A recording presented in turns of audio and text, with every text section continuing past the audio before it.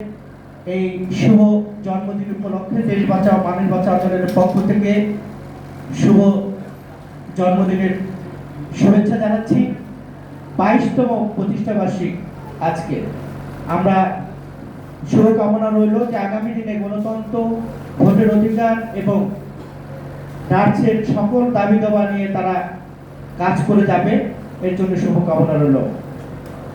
বন্ধুগণ, গত কয়েকদিন যাবৎ আমরা দেখছি বাংলাদেশের রাজনীতিতে একটি উত্তপ্ত অবস্থা বিরাজমান করছে।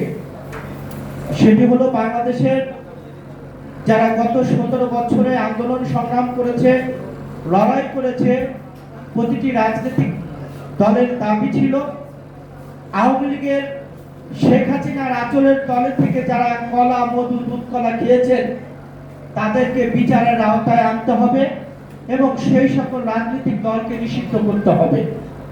কিন্তু আমরা দেখছি অন্তর্বর্তী সরকারের দুমুখী আচরণের কারণে বাংলাদেশে একটি রাজপথে যেই সমস্যা সৃষ্টি হয়েছে, এই সমস্যার জন্য দায় এড়াতে এই সরকার পারে না। আমরা দেখছি যে জাতীয় পার্টি সহ যারা বাংলাদেশের গণতন্ত্র এবং বাংলাদেশের মানুষের সাথে প্রতারণা করেছেন, সেই জাতীয় বেঈমান পার্টি, জাতীয় পার্টির মহাসচিব ইতিমধ্যে তিনি বলেছেন আকুতির সাথে যে এখন নাকি তাদের রক্ষা করার দায়িত্ব বিএনপি। আমি সেই জাতীয় পার্টির মহাসচিব কাছে প্রশ্ন রাখতে চাই যে বাংলাদেশের যখন গণতন্ত্রের সংকট ছিল, ভোটের অধিকারের সংকট ছিল, আমি যেখানে দাঁড়িয়ে কথা বলছি এখানে আমাদের চৌধুরী আলম ছিল, তার লাশের সন্ধান এখনো পর্যন্ত আমরা পাইনি। কিন্তু তার চেয়ারম্যান ভারত থেকে এসে তিনি বলেছেন এই ভোটে যখন বাংলাদেশের মানুষ শেখ হাসিনার অধীনে ভোটে যাবে না, সকল রাজনৈতিক দল এক হয়েছে, কিন্তু এই মুনাফিক জাতীয় পার্টি, জাতীয় বেঈমান পার্টি সেদিন ভোটে গিয়েছিল শেখ হাসিনাকে বৈধতা দেওয়ার জন্য।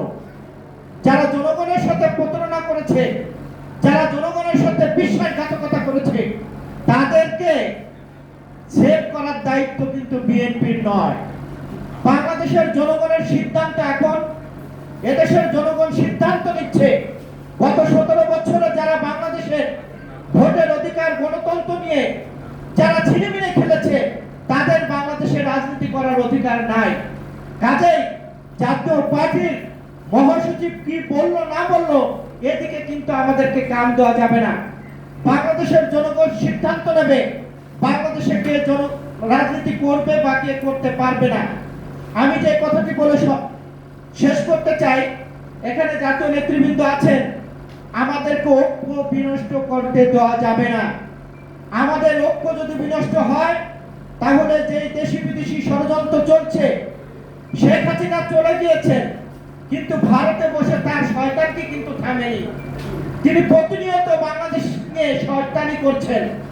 কাজেই আমরা যদি সতর্ক না থাকতে পারি তাহলে আওয়ামী লীগের দোসররা যেইভাবে বাংলাদেশে অশান্ত করার চেষ্টা করছে, এখান থেকে কিন্তু আমাদেরকে রেহাই পাওয়া যাবে না। আমরা যদি সতর্ক থাকতে পারি, আমরা যদি ঐক্যমত থাকতে পারি, তাহলে 5ই আগস্টে যেভাবে শেখ হাসিনাকে তাড়িয়েছে, ইনশাআল্লাহ বাংলাদেশের প্রশাসন থেকে শুরু করে যেখানে শেখ হাসিনার দোসর আছে সকলকে তাড়াতে আমরা সফল হব। সকলকে ধন্যবাদ জানিয়ে আমি আমার কথা শেষ করছি। দেখা হবে রাজপথে, কথা হবে স্লোগানে, হয় লাশ না ইতিহাস। আল্লাহ হাফেজ।